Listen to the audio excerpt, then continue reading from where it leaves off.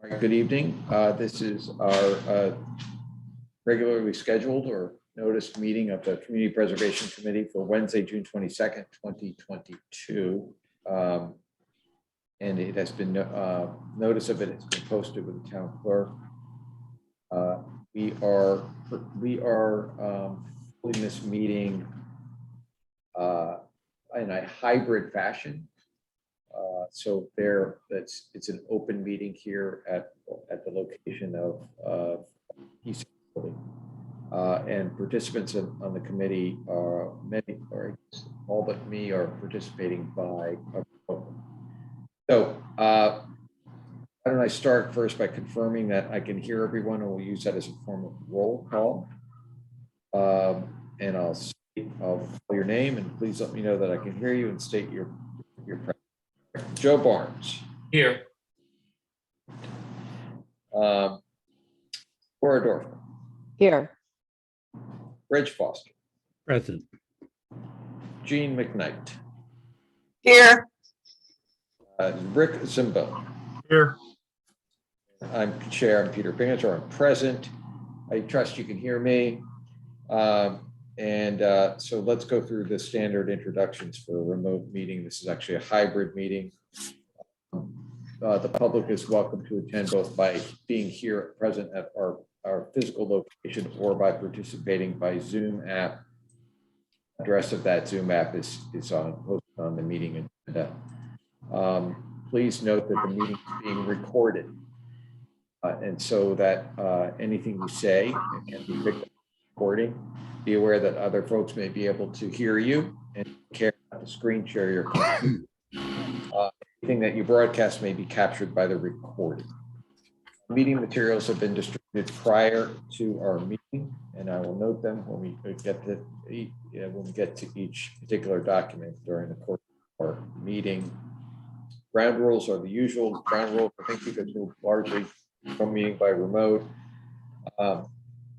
We'll go in alphabetical order. I'll call your name just to make sure the record is clear. We need to have your name on the record before you speak.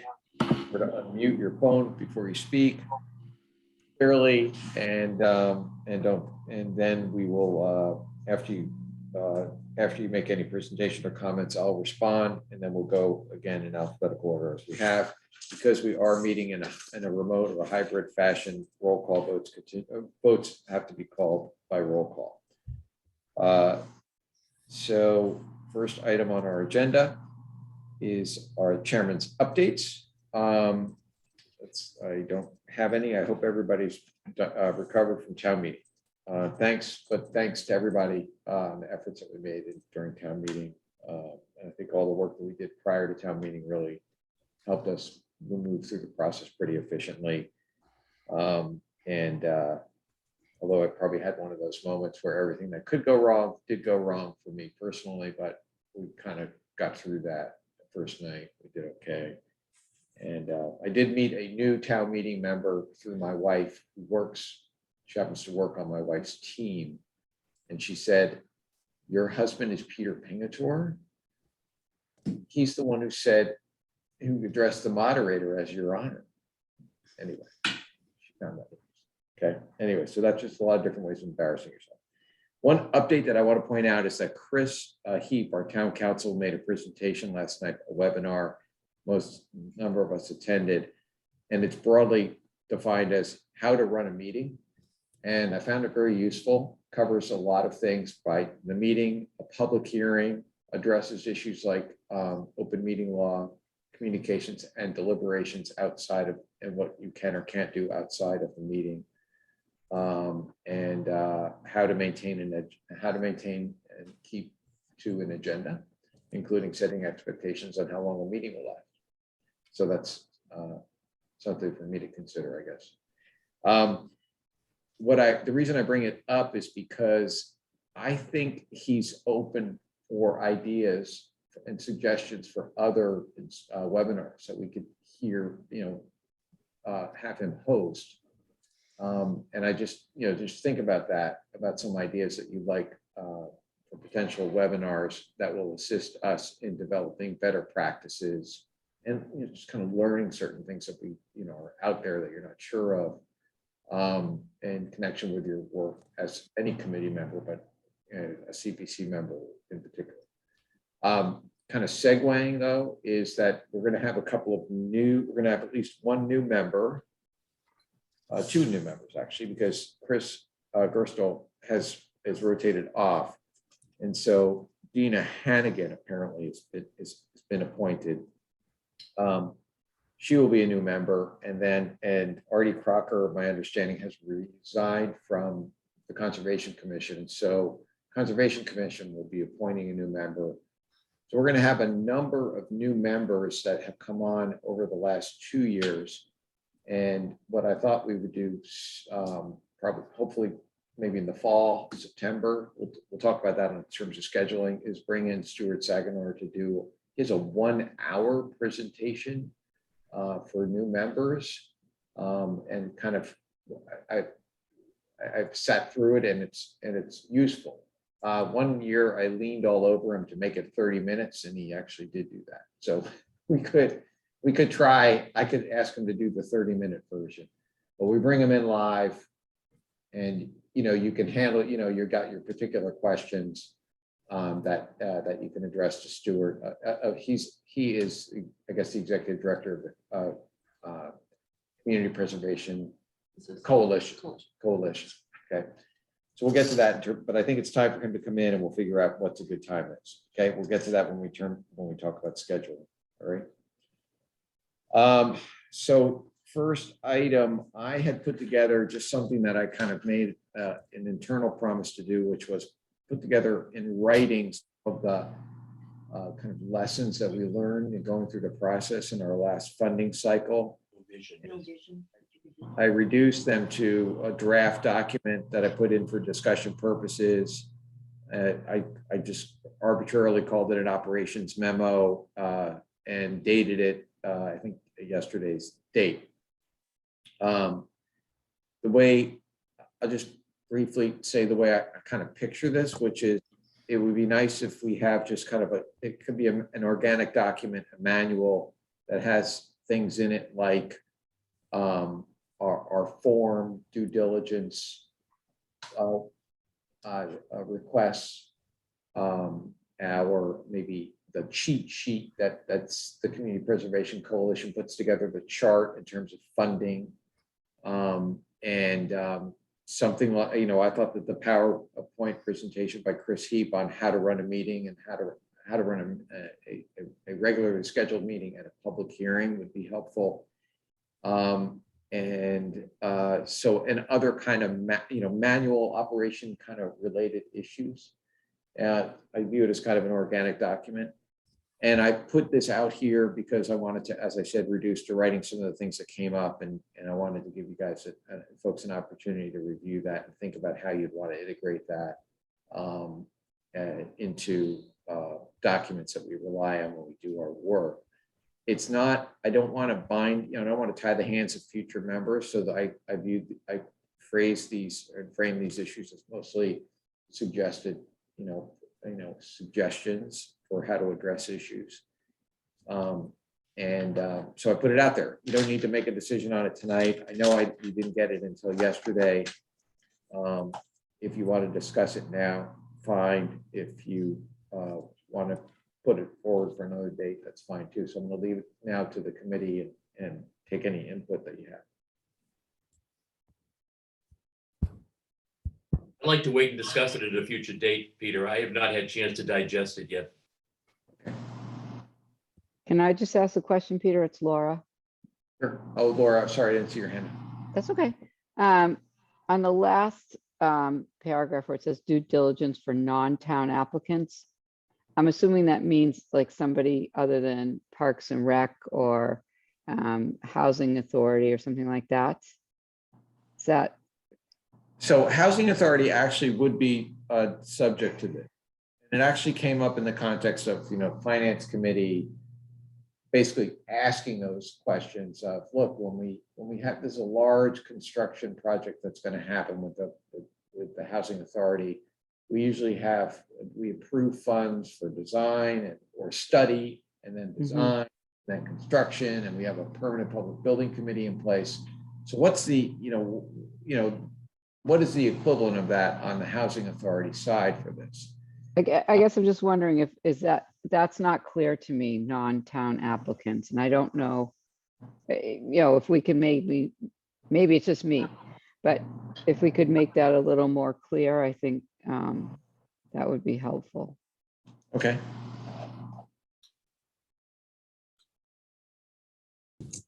Actually, Chris, he declared that the housing authority is a part of the town and the rules apply to us. It is part of the town. Yeah, Okay. Well, you're not, okay, you're not subject to the, well, you're not part of the town budget, and you're not subject to the same kind of financial oversight. well, the town manager and Chris Heap issued guidelines stating that the new requirements for hybrid meetings applies to the Needham Housing Authority because it's part of the town. Okay. Well, that's fine. Call it whatever you want. The problem and the question will remain, right? So you could. Peter? Yes. Yeah, it's Rick. I think maybe the distinction between the town departments and the non-town departments is more of a budgeting distinction. And those departments that fall under the purview of the town manager and the finance committee are budgeted items. I think in the case of the housing authority, their budgeting process is in and of itself. So that would be separated from the town. That would be my view of it as a past finance committee member. Okay. All right. I don't know what you're referring to, Reg, and what he bases that statement on, but it's not kind of contrary to what my long held understanding has been. It probably is contrary to yours as well, right? Well, it's really more support of Laura's statement that there is some confusion. Oh, sure. Whatever. Yeah, that's fine. But the result of the confusion is that we have a different set of deadlines than the rest of the town departments. Okay. I think I can address that. Okay. I don't quite, at any rate, I think you could just make it non-town departments. sure, we can make it non-town departments. We can do that. Or town, it's actually, we could actually say that's not part of request by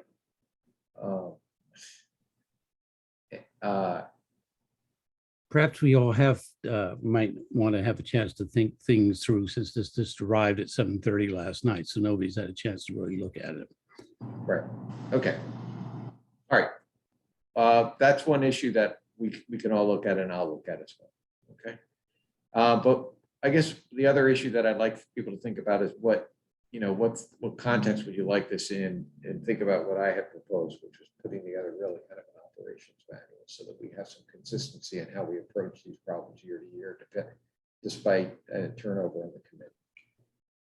Okay. Peter, if I could again just provide an additional comment. It's Rick again. I think you've got the framework here of a good approach. The town manager and the town departments start their budgeting process earlier than we, and I don't know the exact date. It's been so long since I've been involved in it, but they start the budgeting process in the fall. These other entities, as Reg pointed out, his group has a different schedule, and so would an entity outside of the town have a different budgeting financing schedule. I'm sure Joe Leghorn's group has a schedule off of different than what the town has. The town's somewhat unique in that they begin their budget process in the fall. So I think that's why I just mentioned the concept of subject to townwide budgeting versus other people's budget is the distinguishing factor. Just something for you to think about. I just throw it out as a suggestion. That may be the way to slice it, because I know, we're not, I guess that's an easy way of putting it, that we're not, the housing authority is not a line item on the town budget. Whereas, for example, Baptist Church or any other non-town, what I've described as non-town applicant that we've had in the recent past, nor would the Needham Community Farms. So that would be subject to, okay. That may be one way to slice it. Okay, that's helpful. Jean? Yes, I'm going back and forth because usually I print everything out and I couldn't hear. But on the draft for discussion purposes, the third item, due diligence, non-town applicants. And I have just another comment on that paragraph. Where you say in a manner similar to the role of town departments, boards and committees in reviewing town department CPC applications. I think the first reference to town departments, the role of town departments, should really be similar to the role of town department managers. Because otherwise you're saying the role of town departments in reviewing town departments. Okay, I mean, that's true, because I was trying to Yeah. cap circumstances where we get applications by, say, it would be, I guess, Park and Rec. It's not necessarily, they're not really reviewed as part by Finance Committee or the Permanent Public Building Committee or anyone else, but they are reviewed, they are vetted internally within the department, and I think it makes sense that they would be vetted managers. But that, okay.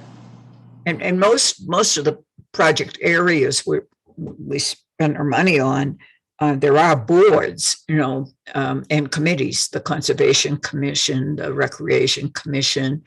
I'm trying to think of what applications would come in. Well, of course, you've got the school committee on Emery Grove at that historic preservation project. But some, like even the town hall renovation, of course, there is the historic commission. But I just suggest the word town department managers as a way of capturing those situations, where you want some review internally. Okay. Offhand, do you know of applications that we get before CPC that are not subject to review by a town board or committee? I can't off the top of my head think of them. The tennis court, that was Park and Rec, or was it the school department? One or the other, and both of them have committees. I can't off. Well, we could, I'm thinking. But I mean, we had you're speaking of the town applications, not like the Baptist Church. Obviously, the Baptist Church is the type of entity that we would consider the use of appropriate professional consultants. So I have to think about that a little more. Okay, but I'm saying, well, if we have applications by departments, applicants that are subject to townwide budgeting, can you think of any circumstance where a board or committee has not reviewed the application or brought the application forward?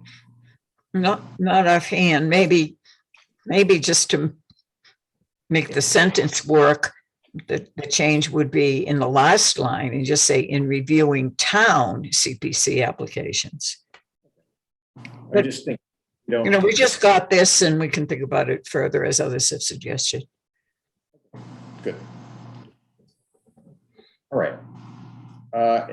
So I would say, why don't we digest that and digest it in the context of what else we want to put into an operations manual in this, and that's actually kind of my overall idea, but if you don't even like that idea, that's fine. Committee, I'm just putting out these suggestions, okay? So I think that it would be useful. All right. I'm ready to, if there are any further comments, let me know, but otherwise we can move on to the plaques for projects.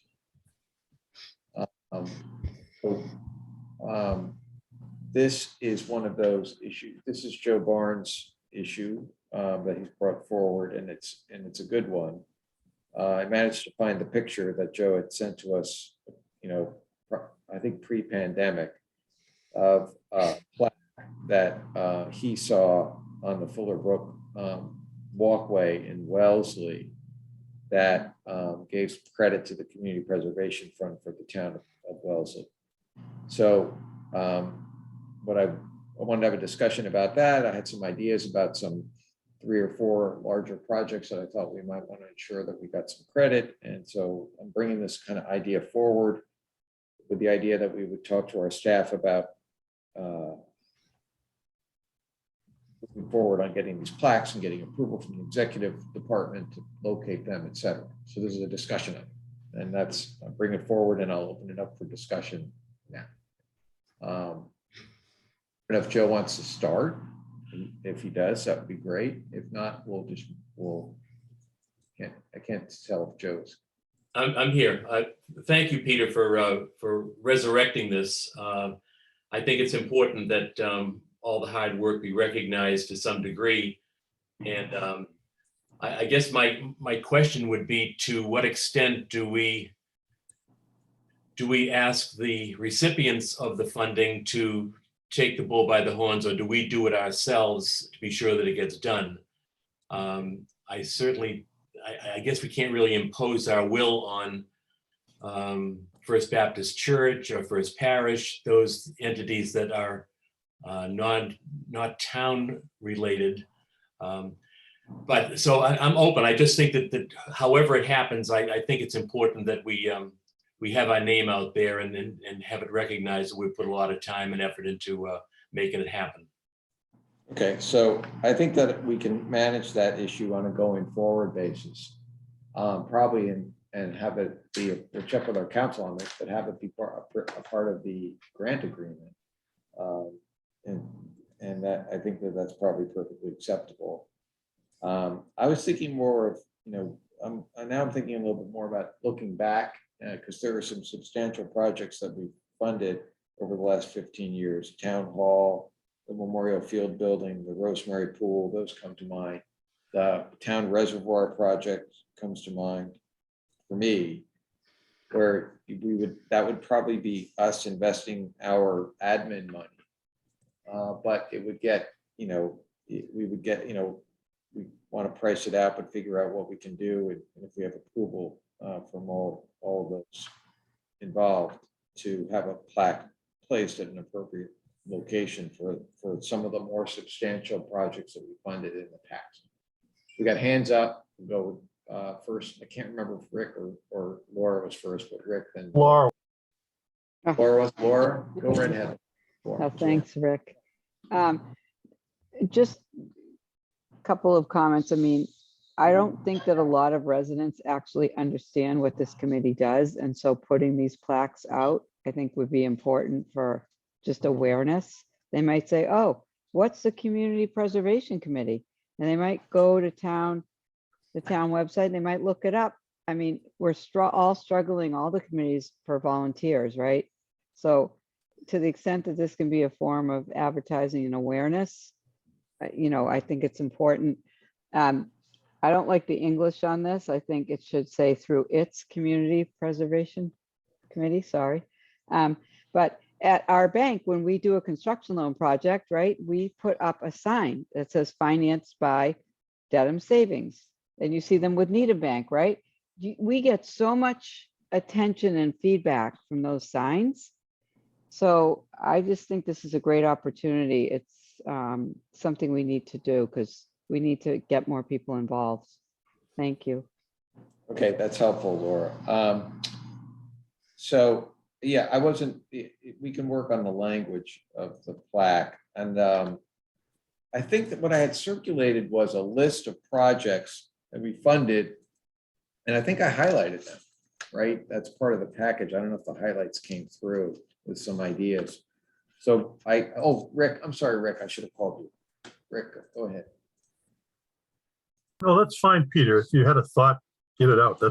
I didn't realize that those highlighted projects were in yellow, because that kind of addresses one of my questions is we should have, my thoughts are that we should have some criteria below which we don't, I mean, it would be pointless, for example, if the cost of the sign was more than the cost of the project. So, I mean, we need to have some type of monetary cutoff, and, even on a going forward basis. And I like the idea of, indicating to people that, it's the townsfolk that funded this through the Community Preservation Fund. And the idea is that when someone walks into the town hall, they'll see a plaque there saying that it was funded through the Community Preservation Fund. Similarly with the pool, even though I voted against it, that it was funded using community preservation funds. Those big projects, and if we have a big project going forward, and it should be something that was, I mean, I don't want to get into, once Emery Grover is done, I don't want to say partially funded. I'd rather have it say fully funded. Someone could argue that we should take credit for the partial funding of that project, but I think we just need to be selective. The sign shouldn't necessarily go up on everyone. It might be good, for example, on the, one of the smaller items would be the rails trail projects and the signage there. And it was, you can put a small sign there saying it was funded by your community preservation fund, so that people understand it can be used more than just for buildings. It can be used for open space, for trails, for recreation, that type of thing. So just as you're thinking about how to apply it, that would be my suggestion. If I can just add, it's Laura, one more comment. I think visibility is a factor. So we want to make sure we do these where it's prominent. If there's limited resources for them, we want to pick and choose in that way too, in addition to project size. And if it's a joint effort, there's no reason we can't list, your community preservation committee, your school committee. I'm just thinking of Emery Grover. It doesn't, perhaps it doesn't just have to be something that we funded. So if you look at the language of the plaque, it just says that it was supported by through, I don't think that you're saying that it was funded in its entirety by the community preservation. So I think we can provide language in there which says, because look, we're often looking for other funding sources in any of these projects, right? We look for leverage and other entities putting in other money. So I think that we can work on the language on that. And I'm happy to do that. What I'd like to do is, knowing now that, I apologize, the yellow highlights were the projects that I kind of highlighted and thought these might be good projects. And if I integrate what Rick has said, I think that maybe there are two tiers of plaques. There's like maybe a little slightly more expensive and prominent brass one. And then there's the smaller ones that we want to identify on some of the smaller projects, but still projects that have high visibility, like the rail trails and I think the town reservoir, which gets great use. And by the way, we funded it entirely. I think it's great. It has great use, and people are really impressed by it. It really should really have a prominent sign there. That was a big investment by us. That's paid off and has a high visibility. So why don't you do this again? I'll take a look at the list again, highlight, and what I'll ask is I could work on the language a little bit and then ask our staff to start pricing out and checking with the, our building, whoever maintains our buildings, For the maintenance. being able to drill holes into the side of the wall and put up a plaque. Or would that be appropriate, and can we do it? DPW building maintenance. Okay, good. So we'll ask, Matt, I'm having a side conversation with Kristen when we're checking that out. Question. And if you folks have language suggestions on language, let's have that. But I think just want to start advancing it, find out the costs, get a sense of how many of these that we're looking for to put up. And let's call it like kind of 2 tiers. And I agree with Rick. I'd welcome everyone else's input. I tried to highlight the ones that I thought were either prominent or were big dollar investments.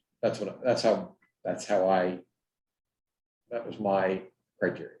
So, but if you have, welcome your input. All right, so we got Jean, your hand is up, and then Laura. Okay. And after we make our suggestions to you, nothing will be done until this is discussed again by this committee, correct? Sure. Yeah. Yeah. Well, So we'll have an opportunity to review whatever is proposed at our next meeting or the subsequent meeting, whenever the timing. if you want to walk, we can come up with it. The list isn't going to be that long, but you come up with a list, we'll walk through it. We could say, yeah, we can reach some sort of consensus on what should or shouldn't get a plaque. We can discuss this, prominent or not prominent, and how much money we'll get hopefully we'll get some cost estimates too, if we can, by the time of our next meeting. Yeah, I like the approach that you have to this. I agree with Laura that the plaque needs rewording, but the approach of picking the certain projects that have visibility and are, we spent a lot of money on, so it's all good. Reg, comment, question? Just as a question, is this the cost of the plaques, the construction or the plaques and the installation, is that can that be paid for with CPA funds? I was thinking that we could pay for it through admin funds, but we'll get a confirmation. Okay. I mean, my comment on what I've heard is I go to Laura's comment. I think it's the most relevant, which is the reason that Dedham Bank and Needham Bank and others, Kevin White, I remember seeing this project was funded by the Kevin White administration, just to date me a little bit here. The reason you do that is for promotion and to gain support. And so that would be the reason for us to do this sort of thing. Not us individuals, because there will be different CPC members in the future than there were in the past, but to support the concept of the Community Preservation Act in Needham. And from time to time people talk about, gee, what are we really getting? I know we get a 2% surcharge, but are we, the taxpayer in Needham, really getting for this? And I think there is some value to actually putting these plaques up for that purpose, because when people see them, they say, I get it. I'm a hiking type of person, and there's a rail trail now that I can use. And so I would be more favor finding a relatively inexpensive kind of plaque thing and be more generous as to where. I was just looking over this list at things that were not yellow highlighted, and I think putting them up discreetly and in a respectful manner, and not in a braggadocious manner, but something that identifies the kind of good that the CPA surcharge tax has done over the last 15 or 20 years for Needham. Not a bad thing to do. Okay, so your proposal is your proposal is get as many out there as you can, do it in an appropriate way, and we can do it but we don't need to have huge brass plaques that are guaranteed to last for 100 years. No, just something that is, there. And when people swim in the swimming pool or people walk in the town hall, or just looking at, the Mills Field Parks improvement was one I worked at my last, that we did some really good things there. It's only $40,000, but why not?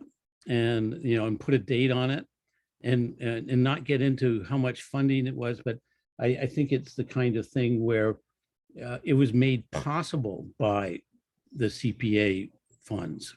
A lot of these things, if the CPA funds weren't there, they would not have gotten done, because it made a difference, in sort of bridging the gap between other available funding and the what you needed to do to get over the finish line of getting these things done. Okay, good.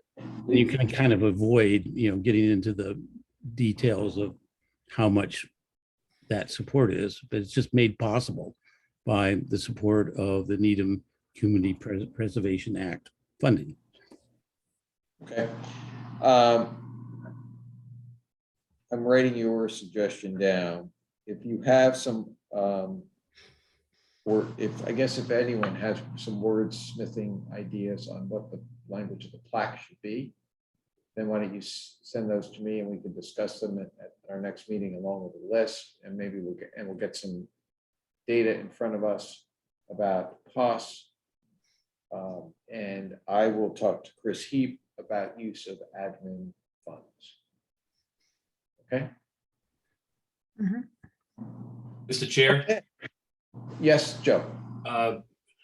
that's a good homework assignment, I think, for our next meeting to review the projects, decide whether we want to go beyond the yellow mark that you have put, and also to come up with some wording that may be more appropriate than what we've seen here. So I think it's good to give our marching orders. Thanks very much for that. Okay, good. All right, so I want to so the same applies too with my handy dandy operations memo, right? That's like that's a first draft for discussion purposes. We've got a lot of good writers and bright minds here, so we want to get your input, okay, on that as well.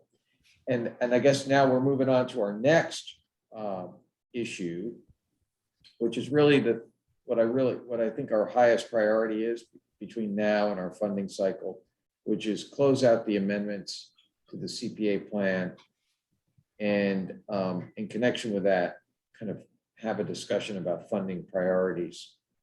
I'll tell you what I had envisioned at the end, and then I'd like to welcome everyone's input, which at the end, I envisioned that we would have a public hearing, and at the hearing, we would be discussing our proposed amendments to the CPA plan.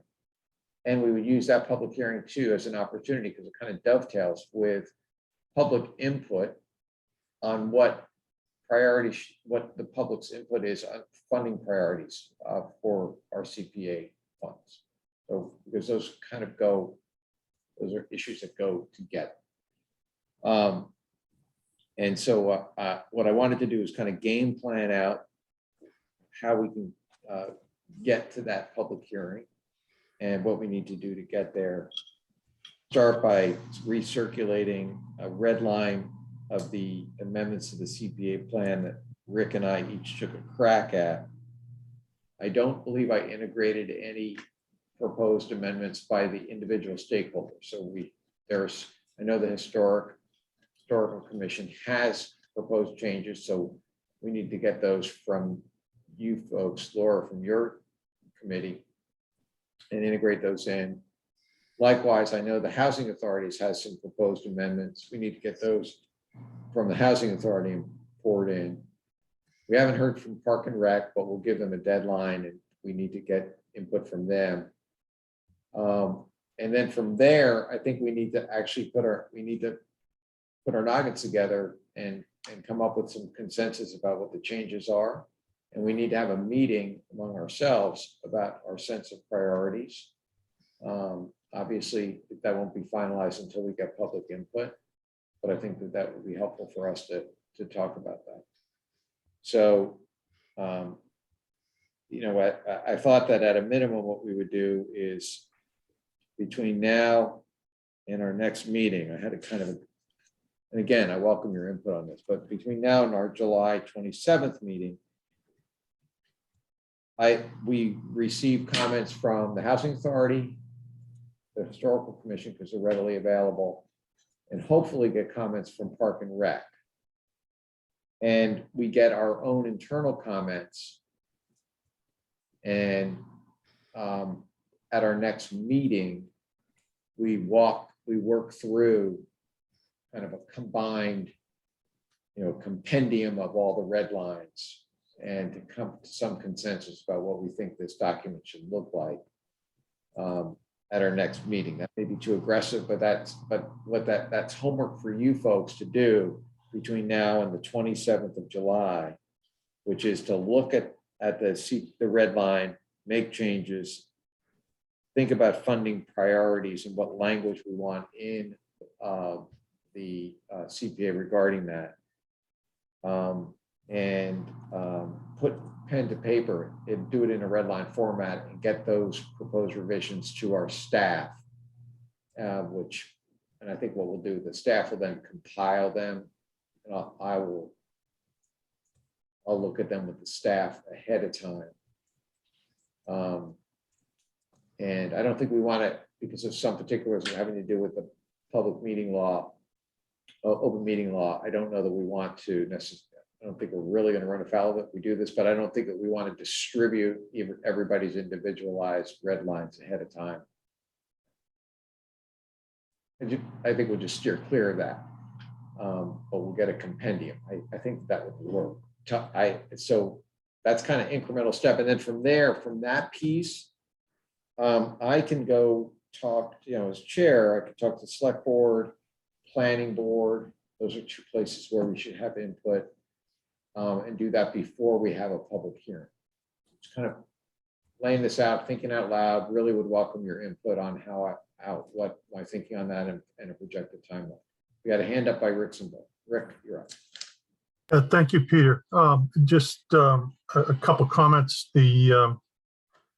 As far as the list of priorities, or allocating funds between competing interests, I think the first part of that needs to be that we need to live within the financial wherewithal of the CPA funds, and then all of these would flow out to determine where in the priority list they would come. I mean, we could get 40 projects and we still have to fit them within a budget. So that would be just the one comment. The other thing, if you could ask staff, rather than to have us all try and continually work off of a red line document, if they could send out a clean copy, one that where all the red lines have been accepted as well, so that we can read that without all the, because some of the, I tried to read through it again before the meeting today. And, I was part of that process of putting these together. And sometimes, I mean, that was 4 or 5 months ago, and I can't remember what was intended. And I think there might be a date or two missing and a couple other things. So we could send out a clean copy to everybody. In addition to this, that would be helpful. And are we going to have, before they send it out, are we going to incorporate the comments we've gotten from the historical committee and from the housing authority into this? So that would be helpful. Yeah, well, housing, Rich, you think you can do that? Do you folks have a document that's ready to go? So I agree with Rick's suggestion. I think I'm going to have to, I only received this thing last night at 7:30. So I actually, with real time just now, was scrolling through, trying to see what was in there. And Distributed this was the same document you got last December. My mental capacity does not allow me to remember all the way back to last December when I mean, I'm sorry, that's just, a disability that I have here. So I don't know what's in what was distributed last night and what we're discussing is what I'm trying to say. And so but I am agreeing with Rick's suggestion, which is it would be a good idea to have, here it is, this is the current version. And then everybody provide their comments on top of that. And for my, also just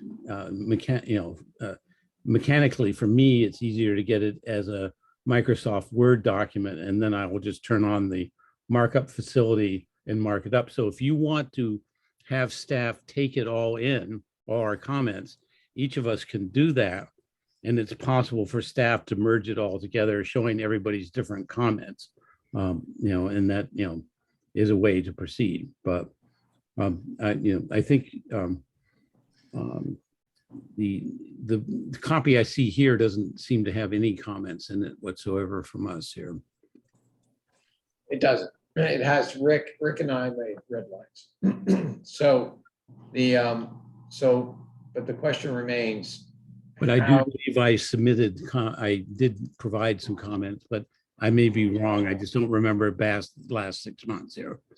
I assume that was the last iteration. I got this out of my own directory, so I'll okay. But I'll just have to double check. Okay. But the answer is, I think it's worthwhile having a document that has input from the Housing Authority, input from the Historical Commission, input from Parks and Rec, which is definitely not in here, and then giving it to the committee as a whole, saying, what do we think of all this? And where do we go from here? Okay. Otherwise, I think it's easy for it to get kind of, a little bit jumbled up. Okay, fair enough. And may I ask one more point too? Sure. So also, I think there's another player that's arisen in the last 6 months or 9 months since we started this, which is the housing plan working group. That is when I'd like to ask Jean to maybe comment, because I know I've been following what they've been doing fairly closely, and there's some relevant stuff, I would think some relevant stuff and input we would want from the housing plan working group. Yes, if I may respond to that, Peter, it's exactly what I thought when I looked at the section of this that has to do with housing. It seemed that a lot of the language, and I know I've seen it before, I didn't realize, I thought maybe this was an update to what we had seen before, as you said, in December. But that section needs a lot of revision, and I'd be glad to take that on and really kind of be the lead writer on that, because what it seems to be based on is the housing plan working group, the housing plan of 2007. And now the problem is we're not going to have a final housing plan until October. So the timing is a little off. But I'll try to make revisions to make it up to date on that, particularly on that section. Just a couple of comments. Why is it wouldn't be dated February 2022, right? I put back out the document that I put out to people no, it would not. No, it'll be whenever we finish it and finalize it and have the hearing and everything. My name is misspelled, by the way. But I think as far as process goes, I think certainly, many of our comments would be perhaps on clarity, things that seem unclear, and if they were worded differently, they'd be more clear, or grammar, or using acronyms without defining them, things like that. And staff can certainly just go right ahead and make those changes, those not what I call non-substantive changes. But there may be really different points of view that members of the board have that they want to put out in this document. And that's a hard thing for staff to simply decide. So then it has to be some way of presenting different ideas for us as a committee to consider. A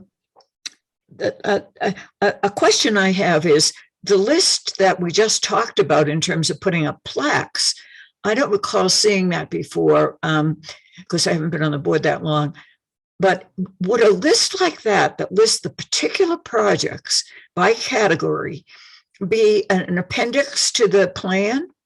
So one concern that I have, I don't know if you want me to interrupt and answer these questions because you're making good points, and so let me just back up. I have an answer. Can you hold that question?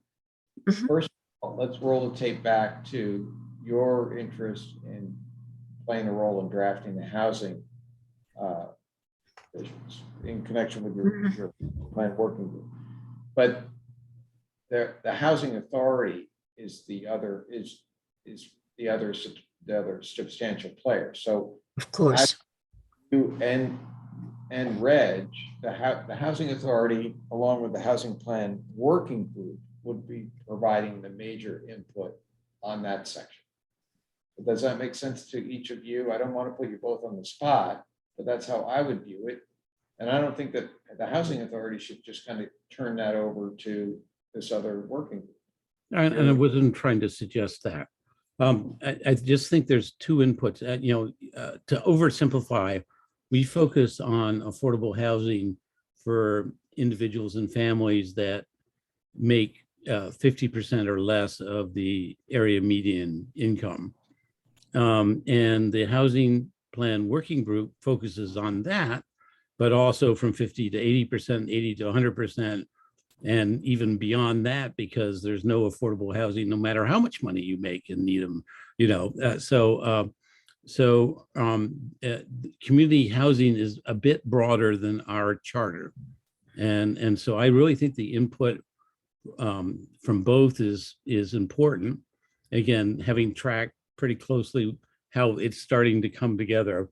And what Jean says is true. It's probably, fall of 2022 is pretty an ambitious but doable deadline to try to kind of bring it all together.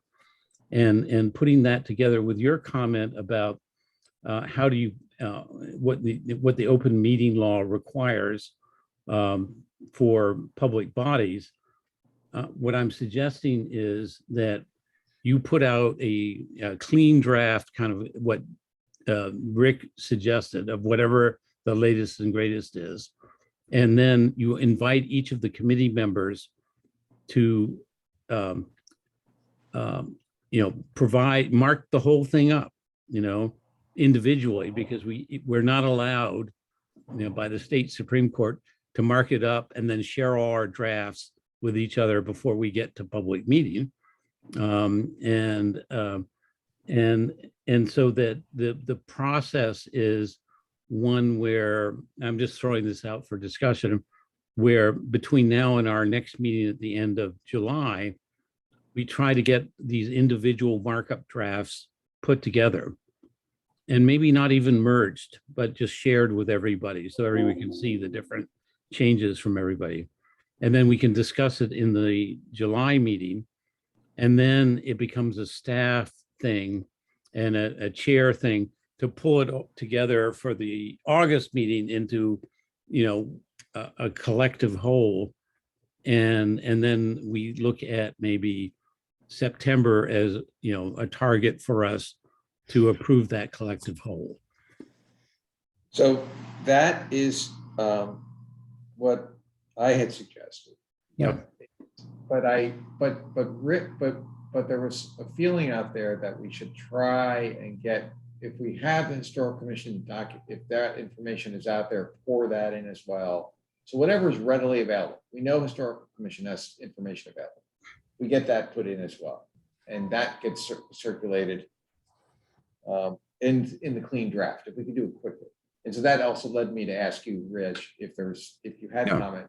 But you don't really, because you're going to be working with Jean on making some major revisions on the housing authority, on the community housing provision. So what we need to do is drive this forward. That's all I want to do, is drive it forward. And so I think what we could do is, one low-hanging fruit would be, let's get the information from the historical commission. Let's put that in. I'll read through and clean up as best I can. It was the red line. And then we'll accept changes and accept historic commission input as changes too. And then turn it around to the rest of the committee. And we'll do what Reg said, which is you start working, you go through it, work on your own individual input, your own individual red lines, and turn that around to staff. That's kind of one working proposal. But we've got hands up. Mr. Chair, can I interrupt, please? I know I can't be seen. My hand is up in my own backyard here. You got to interrupt, Joe. So thanks. Yeah, I'm sorry, and I apologize for the delay in starting the meeting because I couldn't get on. I'm now apologizing because I have an 8 o'clock conflict, so I'm going to have to leave the meeting.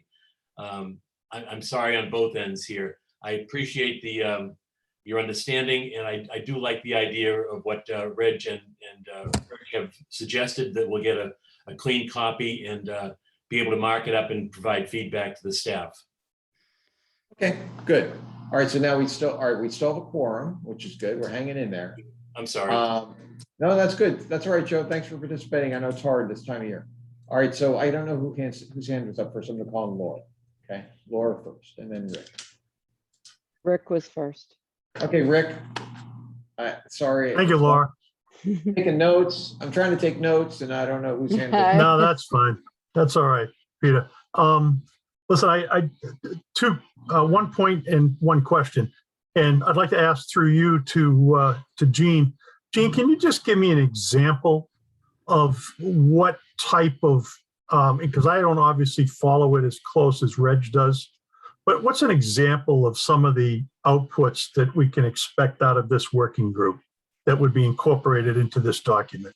Just give me an example. Yeah, there are 3 aspects of the work there's subgroups been formed, and I co-chair the Housing Plan Working Group, and I'm on the zoning subgroup, and we've come up with suggestions for rezoning various parts of our town, and most of the suggestions have to do with responding to the new MBTA Communities Act requirements, although we don't know, we won't get the final guidelines to work from on that regard until the end of July, but we're very much focused on that. And also it kind of ties in with the MBTA, but we have many districts that could be sites for multifamily housing that currently are not zoned for that at all. And we're looking at those sites and recommending, why don't we consider rezoning this site, that site, and the other site. So, we're beyond 40. The basic thing is we're beyond 40B. We're saying, what do we want as a town? Where do we want multifamily housing to go? And we're spurred by the fact that we have this requirement from the MBTA Communities Act. Then there's another committee focused on preservation. And, there's a lot of concern about tear downs. It's very difficult to know what to do about it. It's not something that would involve community preservation money, but it is something of concern to the town, and this committee is looking into what can be done. And then the other has to do with capacity building, tying together our school capacity planning, other capacity needs of the town, and how they tie into new housing construction. So that's where we're going with this. But I think the part of it that's most relevant to community preservation funding is, well, where do we want this housing to go? And then I must say, frankly, we're mostly interested in the concept of, well, private developers will come along and build it. And the community preservation funding is largely, I guess, in our minds, should be applied to our housing authority projects. Okay, so there's not something specific that's coming out of that group of yours that would apply to the CPC money? I can't think of anything. I mean, we always say we hope that you could get funding in order to bring the rents down to a lower level than otherwise is possible, or to have a larger percentage of units in a development affordable, and possibly CPA funds is one possible source. I think there'd be kind of like a paragraph on that, Yeah, But the reason why, not a particular project. yeah, the reason why I bring it up, Gene, is there are other towns. This is through the research we did on the housing authority and how affordable money could be spent out of that bucket. And there were a number of towns that used it to help folks buy down their deposits or things like that. And you can use the CPC money for that purpose, has been done by other towns. It doesn't have to be on a physical asset, but you could set up a program where people could apply based on their income. They'd be given a credit and be allowed to buy down a certain amount of their down payment, which would again help in the affordable housing process. Just to keep that in mind as you're going through that. That's all. I just wanted to bring that up. And Yes, a member has brought that up. We haven't included it in any written document yet, but a member has brought that up as an idea we definitely should explore. Thank you. Right. Thanks. Peter, the other thing I had was to, just a suggestion that we set a target date for when we want to publish this document, and we work back our schedule from there. So if we're looking at February of 2023 as the target date for publishing it, then we could back into a timetable for getting certain things accomplished, holding meetings, things like that. Just a suggestion, up to you how you want to handle it. Thank you. Well, I was just using the public hearing as the target date and working backwards, but I like the idea of the publication date as well. I mean, I'm not an expert on, and that's why I'm turning to you folks. A lot of you have a lot of experience in large project management and from a business perspective. And so I welcome your input on that. I'm going to call on Laura, but I want to point out something just while it's fresh in my mind, which is there. I forwarded this document to Reg, and I think that both Reg and Gene would probably want to look at that, which is the Mass Housing Partnership has put together a publication on the use of CPC funds in community housing. So it's up. It's a link that's available through the Community Preservation Coalition. Mass Housing Partnership was a consultant for us. Gene, you may recall they were a consultant when we did the overlay district over on 128 on the I don't know what we call that on the planning board. That area near Staples and that area. So I guess I know that. I know what you mean by that area. So the Mass Housing Partnership provided consulting on issues around 40B and how to structure it and what would stimulate economic development there. So they're a really valuable resource. There are a number. I think that they're based in Boston, but they do a substantial amount of work in the city of Newton as well. So there are resources available, and actually may want to consider looking at them on your working group, because like I said, these are the kind of issues that they deal with every day. So Thank you very much. You say if I just link to Mass Housing Partnership, I'll find this publication. Or have you already sent it? Is that what you said? I actually sent the link to Reg, but here's what you do. If you go to the Community Preservation Coalition, I'll send you the link. All right, thank you. Thank you. It's very helpful. I'll send you the link. Okay, so now, but that's something for you two to consider, because I think it just dovetails nicely into what our plan should look like, right? What amendments to our plan we may want to consider doing. And it does a pretty effective job of discussing the parameters, the kind of odd limitations that you're faced with in funding community housing requests, but gives really good examples of projects that were developed and were preserved. And so they give a lot of examples on that, but I'll send you the link so that both then you and Reg will each have it. Thank you. Good. Very helpful. Thank you. Peter? Yeah, Reg, then I wanted to get to Laura. So I just sent Gene the link, but I want to bring the conversation up out of a level of detail. All I'm trying to say is that I know the housing plan working group is working on things that are relevant and probably would be an input to our plan without sort of trying to figure out what it is real time here.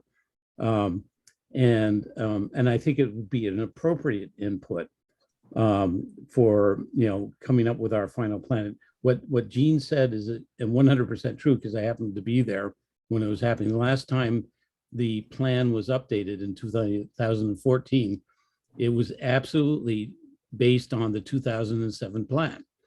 So you know, there are parts of this whole challenge of affordable housing or community housing for Needham that are not directly in the purview of the Needham Housing Authority. And that's all I'm trying to say. And you know, we should invite that input from the housing plan working group. Okay, to Rick's point, just to close this out, I keep putting Laura off, but I'm thinking that maybe if Rick and I can talk a little bit offline and come up with a project timeline, a realistic one, instead of, we don't necessarily need to noodle this through tonight, but is that Just an administrative question. Are you looking to have this completed prior to this upcoming application season? I don't know. I don't know that. So Rick's saying no. So one resident expert on business planning is saying no. I think it would be unrealistic to have it done in that time frame, given all the constraints that everybody has. I'd be surprised. All right, good. So now I want to call on Laura. Laura's had her hand up for a long time. Laura. Thank you. So I've got a few comments. First, on Mass Housing Partnership. I do a lot of work with them through my bank, and they have a website. I can send that out to you guys. You don't have, and they can, you'll see if you Google around their website that they do home ownership seminars. They do down payment and closing cost assistance. They do all kinds of initiatives for affordable housing, as does, not to be confused with, Mass Housing Finance Agency. That's another organization that's separate. And they basically get, you know, funding. They're like a bond agency, and they issue loans, and they promote, they fund commercial projects and residential programs through lenders. So those are two, and I know a lot about both of them. So at another time, if anyone wants to talk to me about those, I can share that information. I think that, and I had a meeting with Marcus Nelson a couple of weeks ago, and we talked about, one of the things we talked about was the disconnect, not a disconnect, but the need to have the working housing group work with the historical commission with regard to tear downs, because the bylaws for tear downs in this town are very, very, they're easy. Builders love to come here. 6 months only if it's on a historic inventory. So that's another kind of thing that I think we need to do going forward. And I just think that working housing group is like, it's formatting and it's getting its goals together. I don't think it's in a state where it should be added right now to the CPC plan. Honestly, I just think it's too new. That's just my opinion. I was on it and I had to step off because it was too much. But I think we could modify the CPC plan with the historical commission edits, which are limited. And maybe, I don't know how long it'll take for Reg's input, but I just don't, and Gene would know better. I just think that's such a big committee working on so many things. I think it would be really hard to get that into a section of the CPC plan. And the other thing I wanted to say was that CPC money can be sort of a little bit of a reach, but if you have designated landmarks or historical districts, that's where CPC money can come into play, potentially.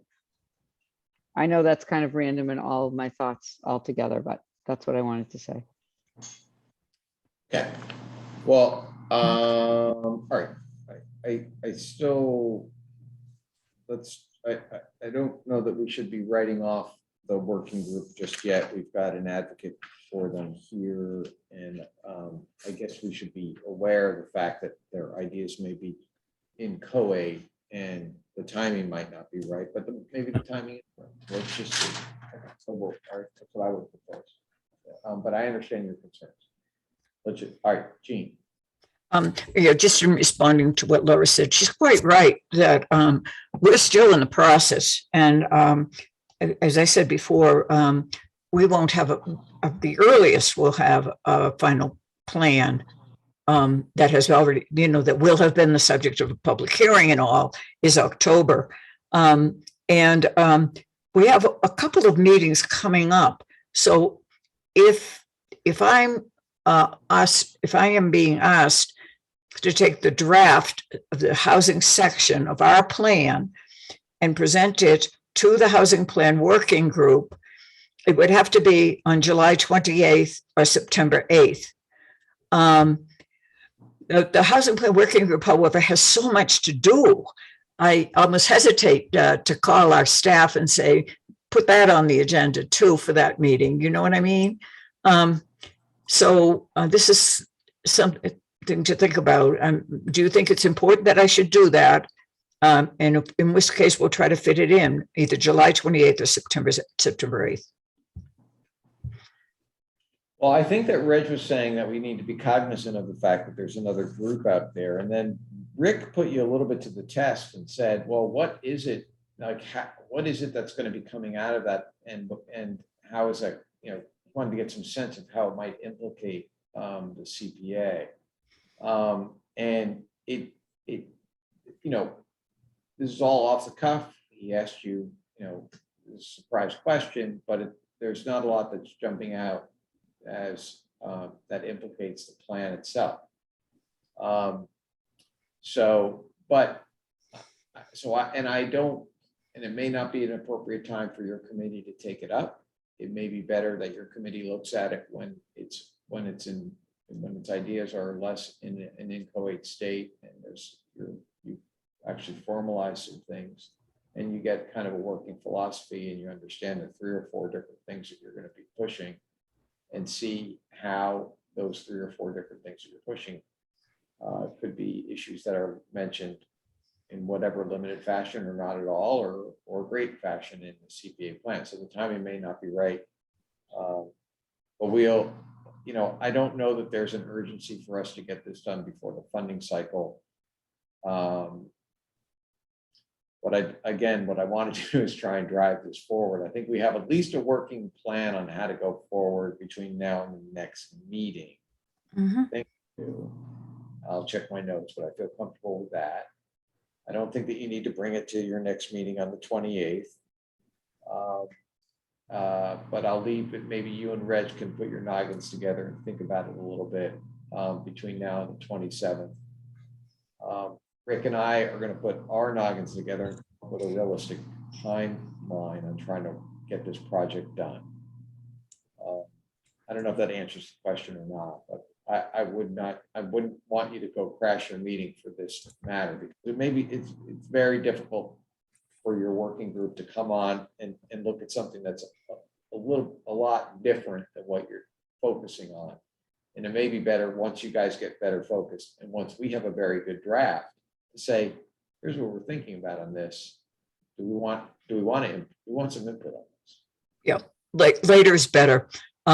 And I think maybe all I'll do is make a quick 10-minute report on the work of the Community Preservation Committee and its plan, and how there may be some coordination, and leave it at that. I think that's great, Gene, if you do that.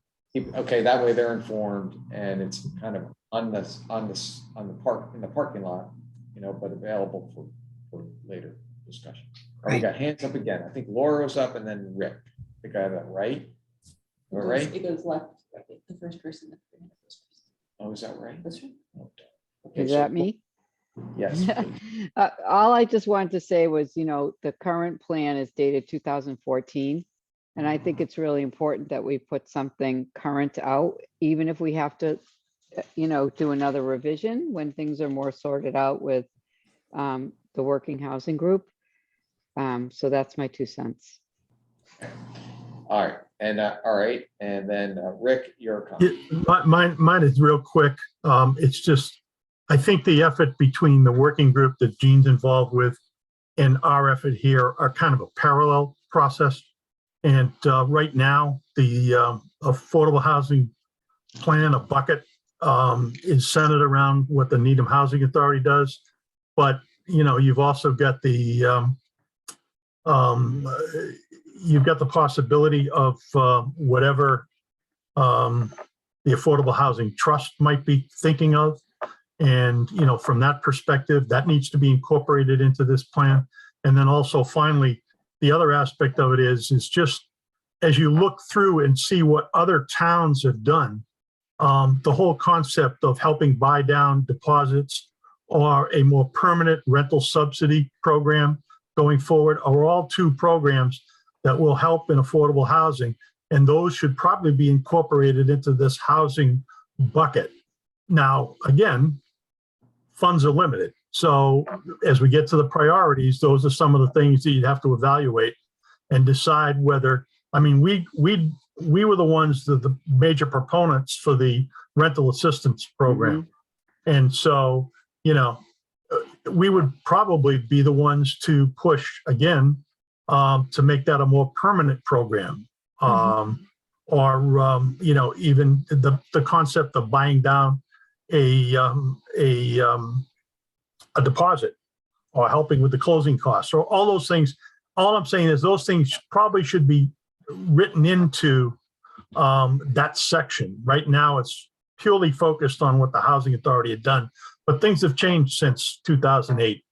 So I just want to bring that up as a point of expanding this. So it's not something that's going to be done overnight. So that's Okay, good. Okay. So what I'm going to do is I'm going to go through that red line, clean it up as best I can, accept the changes that Rick and I have done, trying to integrate the 2 of them together. And then we're going to get we'll get the clean version. Oh, and we'll integrate the Historic Commission, and we'll get the clean version out to you folks to work on. Okay. Good. Well, about when would that be, Peter? Why don't you can I have a week to do that? Oh, yeah. I can, I got it, or Wednesday next. Yeah, okay. And then Laura can give me her information. Believe it, this, Gene, believe it or not, actually, if I just could get the block of time and go through it, it's I go quickly. I'm kind of used to it. Absolutely. And then Rick and I, after that, can do we can work on our timeline, try and work through some of these issues, and we can have we'll have some ideas about what the gating items are. And I need to review the notes with Kristen, but my scribble has gone on to 4 different pages, so I got to make sure I've got that squared away. But my goal tonight was to try to bring this up, say it's a project. Let's try and figure out a way to get it done. So that's really, for me personally, I kind of met the goal. All right. I just wanted to add that the Park and Recreation Commission will be talking about this on Monday. Okay, Park and Rec is going to be talking about the CPA plan on Monday. Kristen got that on the agenda. Okay. All right, great. All right, is everybody feel satisfied with where we're at, how we've left? Sounds good. Okay, good. All right, thanks for your input. Really appreciate it. Okay, so I was going to have a discussion. The next piece was remote participation. So July 15th may be the deadline. And if it is, then you can appear remotely only basically under dire circumstances. The presumption is that you're going to appear live. There's some exemptions, family, personal emergencies, distance, and some limitations on that. But the presumption is that we're all going to be in the same room together and meet. And I think that the deadline for that is July 15th. So I think that you should just, in terms of planning, assume that July 27th meeting will be in person. I actually was going to talk to you guys about what if we want to work in front of us. And I just want to make sure, do you folks feel comfortable meeting in August? Do you want to not meet in August? It's delaying the work, but and we could try and keep the meetings short and concise. We go for an hour and a half in, but we started 15 minutes late. It's an hour and 15 minutes. So do people feel okay? I'm worried about kind of burning you out because we have we're in the funding cycle. It's a lot of work. Just a little concerned about that. I don't want people to be discouraged about it. So I welcome input. Rick.